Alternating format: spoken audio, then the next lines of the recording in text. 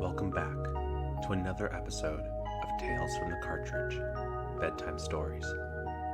Tonight, we continue into part 2 of the 1996 classic Super Mario 64. Having beaten Bowser for the first time, Mario continues forward into the castle basement to continue his journey. So sit back, relax, and enjoy the video game story as you fall into a restful sleep. Enjoy.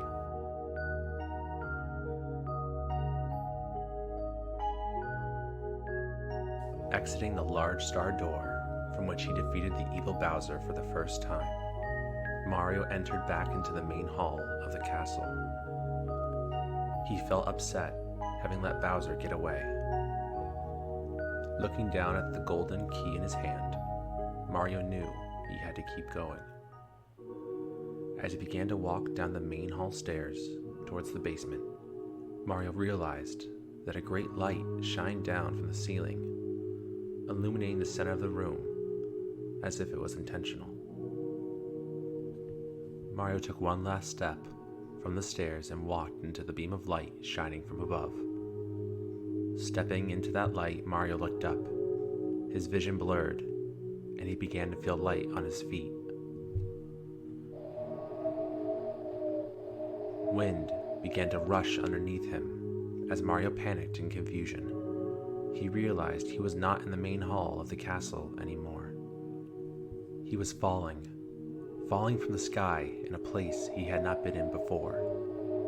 Yelling out, Mario flailed his arms in his attempt to stop himself from falling. His hand grazed something coming out of his hat. Feeling it around, Mario realized that small wings protruded from it. Calming himself as he continued to fall, Mario put his hands to his sides and began to try to fly. From falling to soaring, Mario flew through the air. The clouds brushed against his face as the plumber gracefully flew through the sky. Looking down below, Mario saw a large red button laying solely on a small platform. He flew down and landed by the button. The wings on his red hat slowly faded away, leaving him stuck on the sole platform in the sky. Mario examined the button and decided to jump on top of it, pressing it down. A floating red box in the air manifested next to Mario. He walked over to it and, jumping underneath it, smashed it open to reveal another of his red hats with wings. Dropping his old red hat, Mario donned the new flying cap, jumped into the sky, and continued to fly through the clouds. His fear of falling now gone, Mario's wings soon faded away again, and he fell into the vastness below. Opening his eyes, Mario found himself standing in the middle of the main hall of the castle yet again. He wondered if what just happened with the winged hat truly occurred. Collecting himself, Mario went to the right side of the main hall and through an open door which led him to the basement door below. A giant keyhole displayed prominently on the double locked doors. Putting the golden key Bowser accidentally dropped during his escape from Mario into the keyhole, the red-hatted hero twisted the key and unlocked the basement doors. The castle basement was cold and at some parts covered in water. Sloshing through the foot of water on the floor, Mario found another painting hanging on the wall, depicting a red fireball with a devilish smirk. Mario touched the painting surface yet again and knew that it was the entrance to another new world. Knowing he needed more power stars, Mario jumped into the painting. Mario fell into the new world, landing on a stone path. He immediately felt the heat as it was immense. The sweat formed fast on his brow as he wiped it away. Deep red lava covered the land, and only random structures standing above it remained. Mario did not know where to go, so began to walk forward, traveling across mismatched paths. To his right, Mario saw the back of what looked like a bomb. He walked over, hoping to get answers, and quickly noticed the green horns protruding from the top of the black sphere. It quickly turned, its eyes narrow and angry. The bully, as they were called in this world, charged at Mario, knocking him back close to the edge where the boiling lava waited for him. Preparing itself to charge again, the bully wound up and ran forward. Quickly, Mario got on his feet. He jumped over the bully, turned, and punched it off the edge. The bully grunted as it fell into the lava, quickly disintegrating and leaving no trace behind.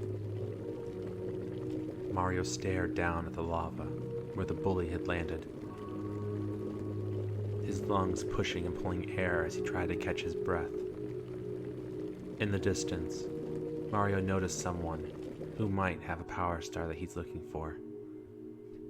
On a large, square platform, resting on top of the molten lava below, stood a massive bully. Its eyes, narrow and angry, stared at Mario. Mario stared back for a few moments before running towards it.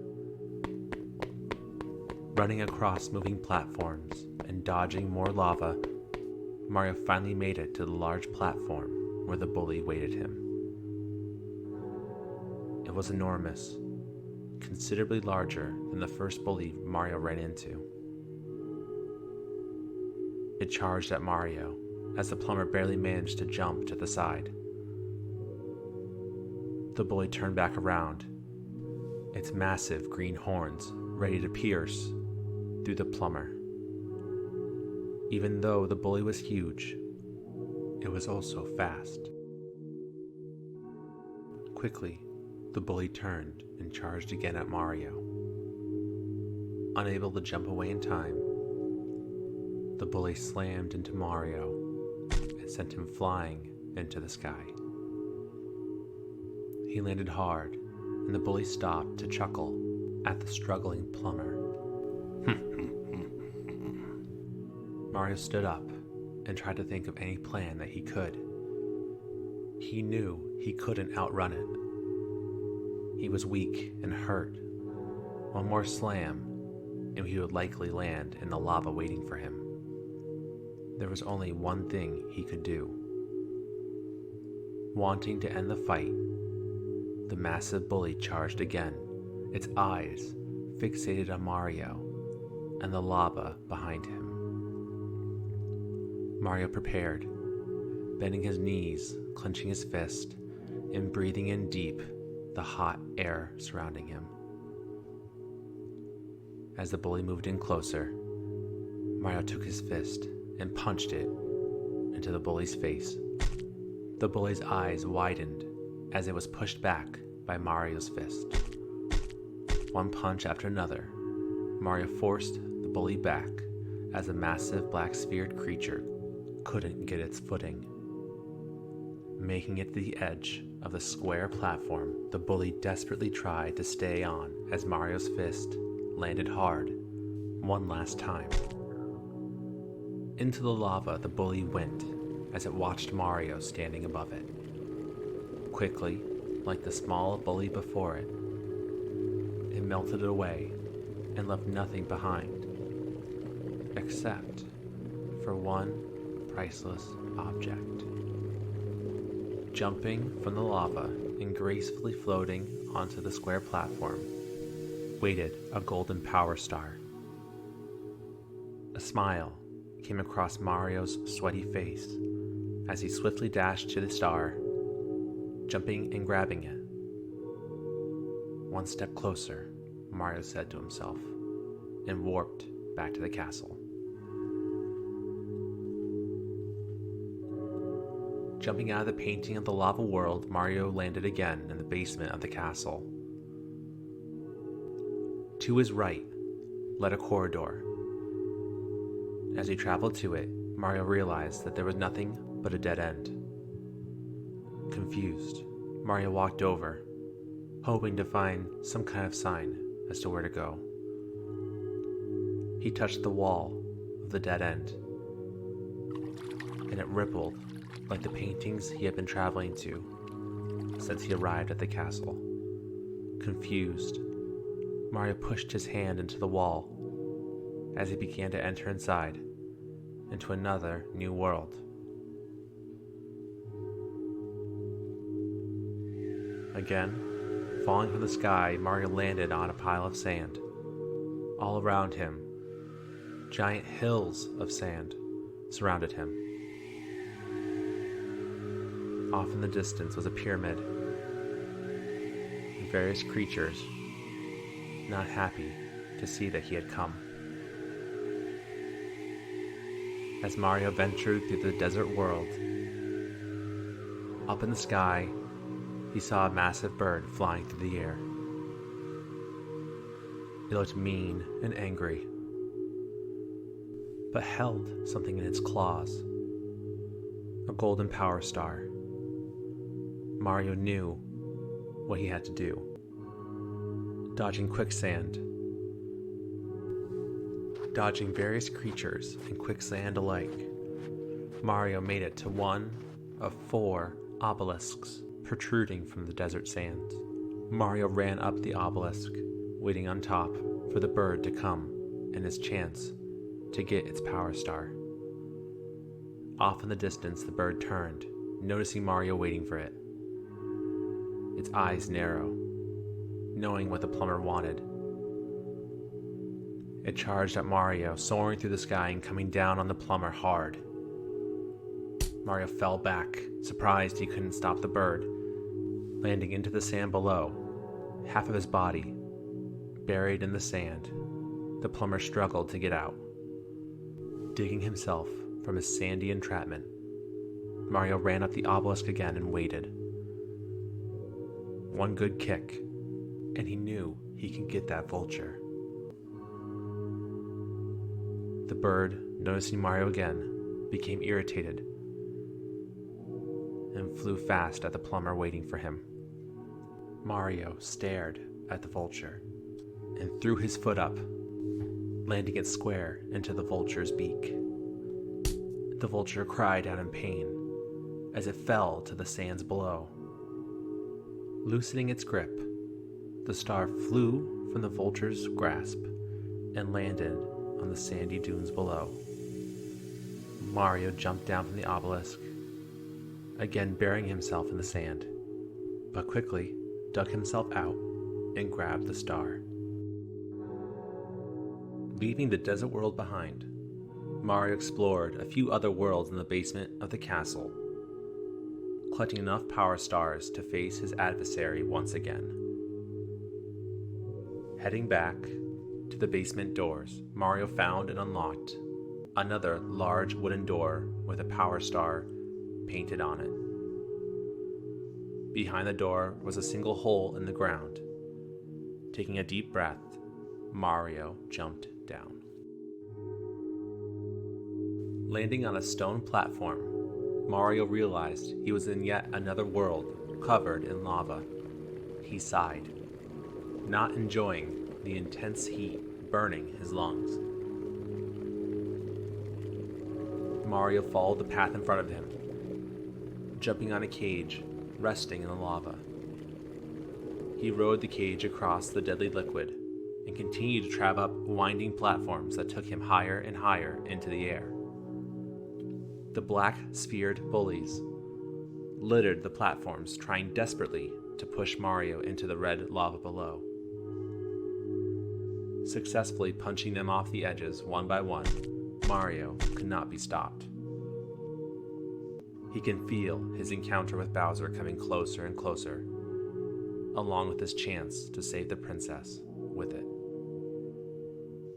As he made it to the end of the platforms, a single bridge separated him from his fight with Bowser. As Mario ran across the bridge, it began to fall behind him, with nothing under it but the lava resting below.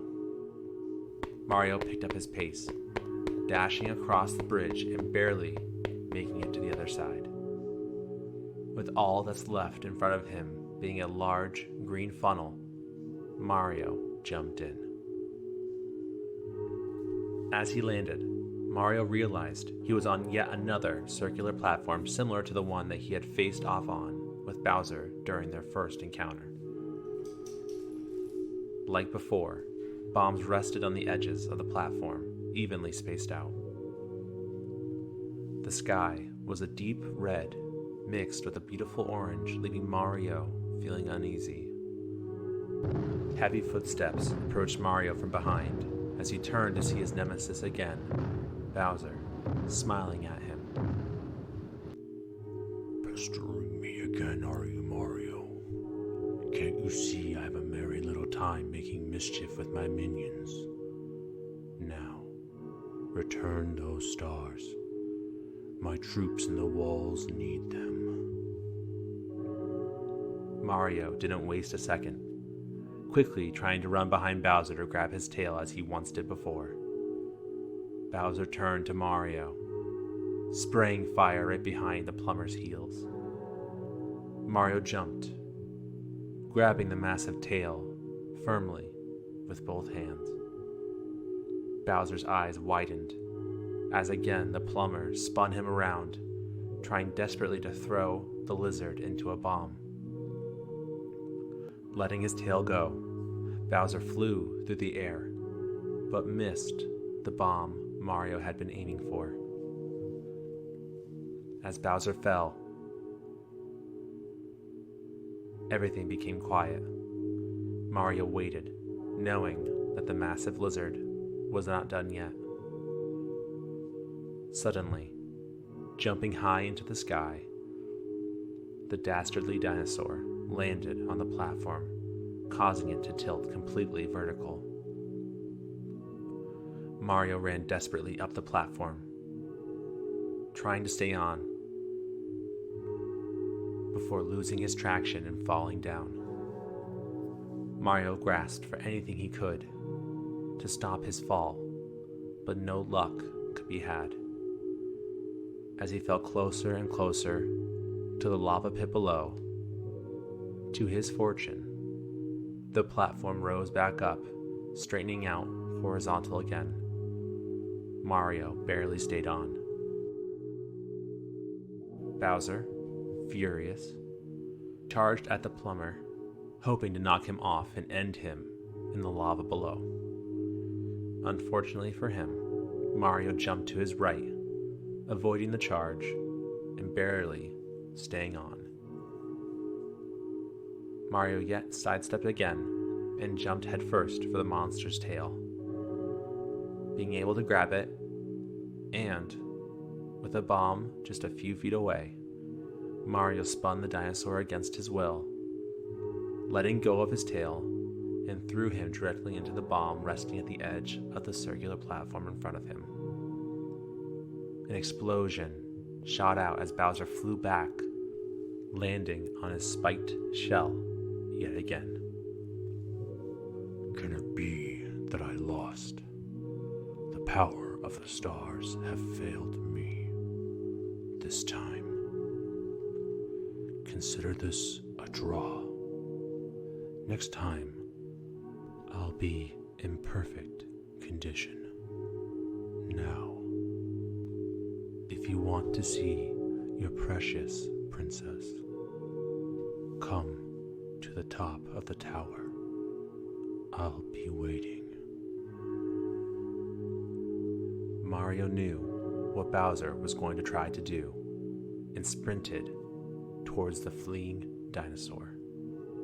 Bowser's body twisted and turned, lifting into the air and vanishing once again as he had before. Mario collapsed to his knees and punched the ground in anger. He let his enemy get away yet again.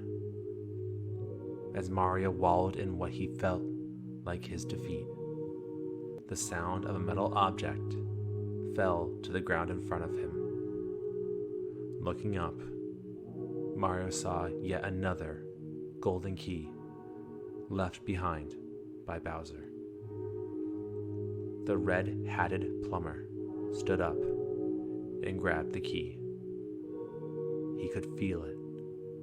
The next time would be the last time.